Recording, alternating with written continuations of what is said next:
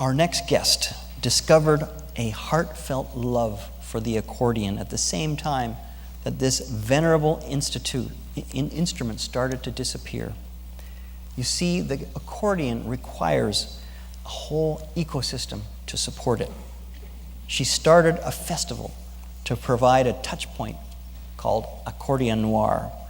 This little festival helps make Vancouver wonderful. But for all the pleasure it gives, there is one heroic person who, year after year, steps up and takes responsibility for the risk and the 1,000 moving parts of this remarkable and unlikely phenomenon. Here to share her insights, please welcome Katheryn Petersen and friend Ben Meti. Thank you. My friend Ben Meti is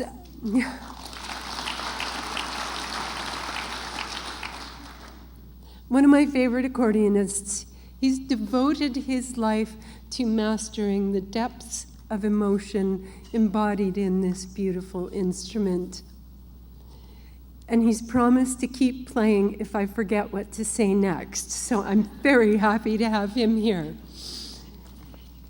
So I'm just going to have a little soundtrack while I talk. I'm talking about the 7 reasons that the accordion will survive. First, I have a photo for you of my accordion a few years ago while it was going through a rough spot. After intensive MacGyvering, it was revived, and it continues to this day to be one of my main instruments, which leads me to my first point. The accordion will survive because it's tough. My accordion buddy, Barbara Adler,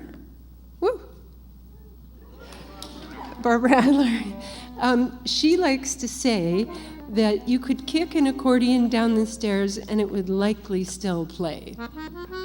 It's true. I took my accordion, this one, on a trip to Serbia in this mountain equipment co-op handbag to satisfy this carry-on luggage sizing requirements of 4 different airlines on a 36-hour marathon journey, which was a lot like getting kicked down the stairs. But both my accordion and I are still playing just fine. The accordion will survive because it is a traveler. It has traveled all over the world, including both poles. African explorer Matthew Henson, a noted concertina player, took his instrument with him on all his expeditions. And it was there in 1909 when he became the first man to the North Pole. Accordion Noir radio host Bruce Triggs notes that there was also a concertina present with one of the members on Shackleton's expedition to the South Pole. Number 3, the accordion will survive because Europe loves it.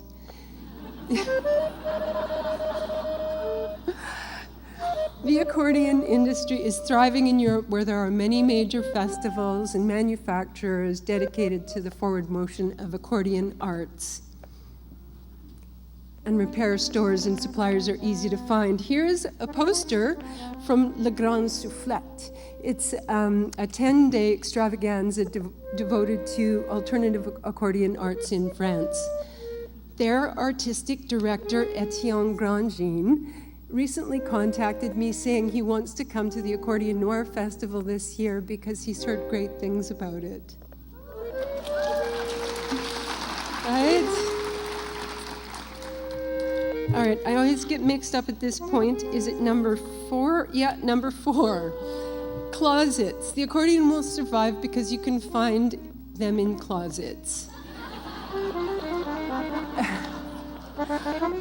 Almost every gig that I play, somebody comes after and says, my great Aunt Lulu or my great grandpa Oscar used to play the accordion, but they can rarely tell me where the accordion is now. I got my first accordion from someone who had one stowed in their garage rafters and didn't know what to do with it. Number 5. The accordion is a musical chameleon. There are many distinct genres of accordion music based in cultures around the globe, and here in North America, we have a unique opportunity for new combinations and expressions. In my modest 13-year history as an accordionist, I have had the great fortune to play in a number of colorful projects. Here I am, right outside this building at the fountain with my jazz metal oompa band, October Fresh. I played in a lot of other colorful projects, including a surf Turk band called something About Reptiles, surf guitar mixed with Turkish folk melodies. There's more, but I need to tell you about the Accordion Noir Society and Festival. The Accordion Noir, that's number 6. The accordion can do much more than just survive here in Vancouver because of organizations like the Accordion Noir Society. Accordion Noir is based around the long-term input of many artists and community members over the past decade or more. I don't have time here to properly credit all the excellent people involved in the scope and genesis of this organization, but I would like to acknowledge some people who are here tonight. Quotable Barbara Adler. Yes? For all the things that you do, and my talented and dedicated board members, Lynn Wittenberg, Marion Lightly, and Bruce Triggs. And last but not least, fabulous fine artist Ellen Johnson of Vildeld Productions, who has created amazing poster art for us now 2 years in a row.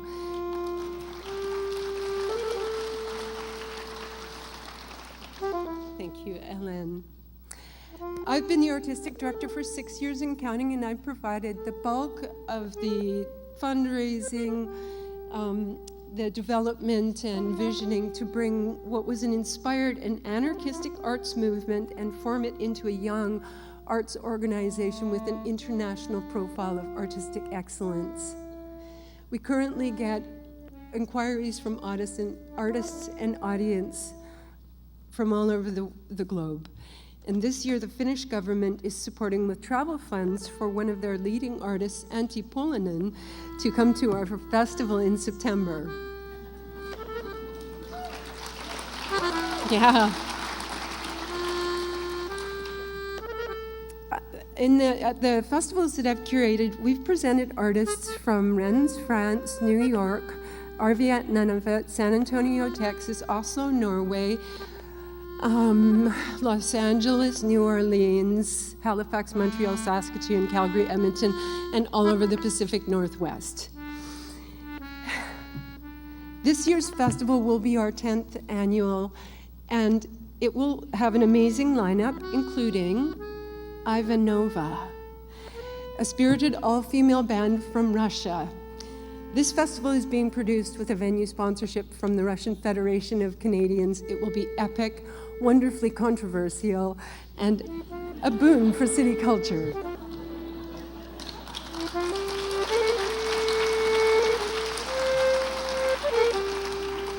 Number 7, timer's ticking here. Come what may, the accordion will survive because it's a pro at being in a tight squeeze.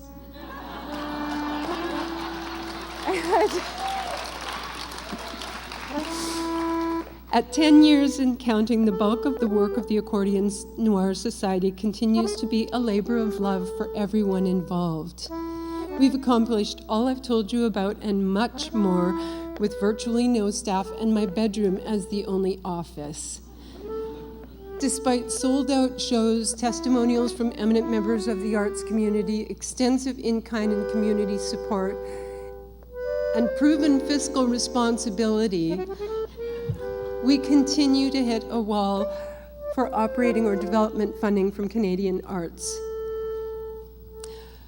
So, although I'm certain the accordion will survive, it's the fate of the Accordion Noir Society that I'm not so sure. Either way, I'll know that my colorful accordion and my tough accordion friends will be with me for years to come. And as my Croatian accordion teacher told me, you're not playing the accordion correctly unless you are crying while you play.